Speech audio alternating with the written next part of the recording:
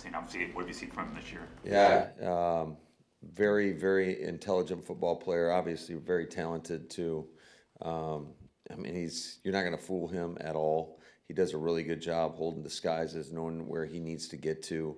Has a good idea, is able to anticipate routes and route concepts, and I think that's a big reason why he has, what is it, 6 interceptions on the season, leading the league, and so he's a guy I got a ton of respect for. How do they get so many interceptions?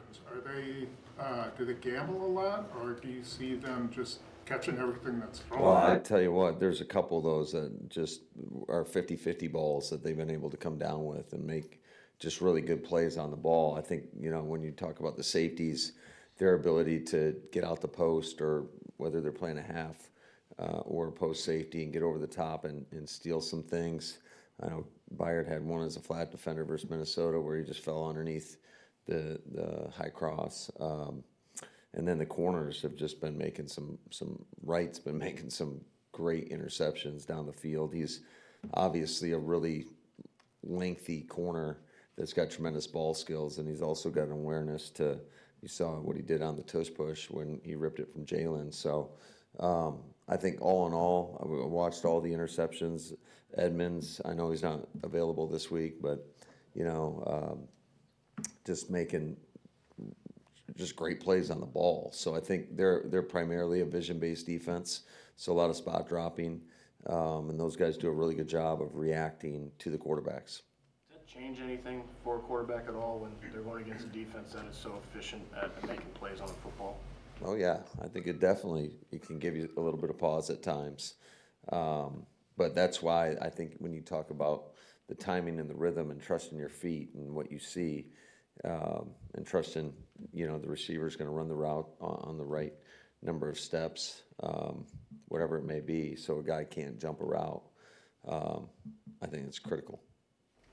As Sean Ryan's gotten more snaps at center the last couple of weeks, what have you seen from him? I just see his comfort level growing and growing and growing. I think he's done a good job with command. We've cleaned up some things. It's never going to be perfect. It never is for any player, but I do see the growth and development that we were hoping to see, and I think that'll continue to grow the more he gets in there. Yesterday, Marshawn Lloyd mentioned Dr. Carr as someone, that he's leaned on through this. What has he meant, and what is he so good at for your organization? Yeah, Doc Carr is a tremendous resource. I mean, we're one of, I think, 7 teams around the league that has somebody here full time, and I think that is a tremendous resource for our players. Obviously, his experience level and just his ability to connect with those guys and help those guys if they are having some issues. Jordan was the your guys' Walter Payton nominee today. Yeah. So you've also seen what he's done on the field, but you've seen him behind the scenes for all these years. How's he grown just as a person? I'm sure you guys can speak to this as well as I could in regards to just what you've seen from him. First of all, I think he's a tremendous human being. He was definitely raised the right way.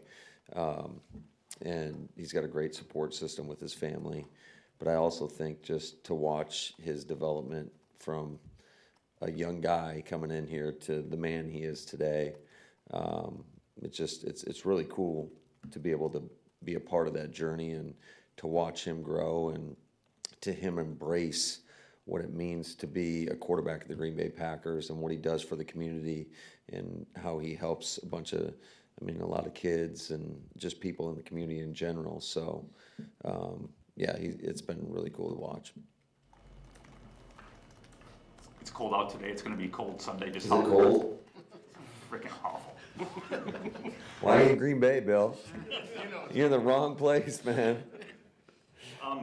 But you guys have a lot of experience with it. Just how hard is it to throw the ball, and how important are these practices to get ready for it? Yeah, I think it's critical. I mean, our ability to get outside and get on the grass, I think that's crucial. I think it's more of an advantage when the other team can't practice in it. So it's kind of like it's negligible this week. It doesn't really matter because Chicago's in the same environment. So, but I do think it's critical just in terms of because everything feels a little bit different, and so you got to get used to that. Hey, Matt, you own this rivalry since you got here. Is there any takeaways from last January? Anything that you learned from being on the other side of it? Yeah, you can never take it for granted, that's for sure. And you gotta, in the most critical moments, you gotta be at your best. And unfortunately, a year ago, myself, we weren't at our best.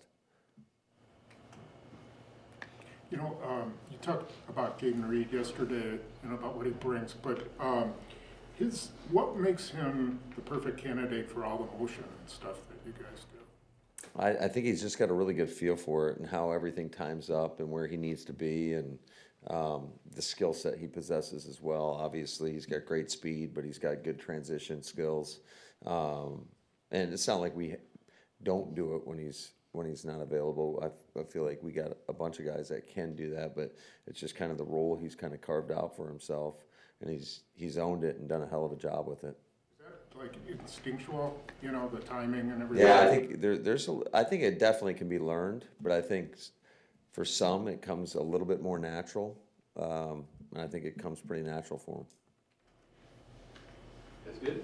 Matt, after Christian tore his ACL, it took a couple of weeks for him to have the surgery because of the swelling needing to go down. Was that also the case with Tucker? And did he have the surgery, and when did he have it? Yeah, I couldn't tell you the timeline. It was a few weeks ago, but no, I think every case is a little bit different, and I can't remember the specifics. It's more or less it's unfortunate you don't have them, and then they got to go get it done. So, but as far as the specifics, I couldn't tell you. Now, we asked Carl Brooks a couple weeks ago just how his season's going, obviously with the toe injury. He said that there was just a lot of room where we felt like he wasn't playing at his best. Obviously, then you go out and you don't have the opportunity and the reps to get better. But how have you seen him throughout this process, now knowing with Devontae being out and he'll have to be more of a force?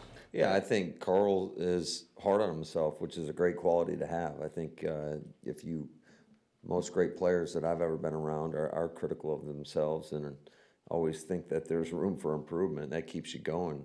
And the work he puts in, you see it on a daily basis, whether he can physically do it or he's just mentally locked in. And we're going to need him to play big down the stretch. You touched on the confidence that you need to have in guys like that. What is it about him, even though maybe the reps haven't been there as much, because with TJ and Kenny last year, that gives you the confidence that he can stay? Well, we've seen him do it. So anytime that we've seen somebody do something and know what they're capable of doing, that gives you a lot of confidence that they're going to be able to go out there and do that.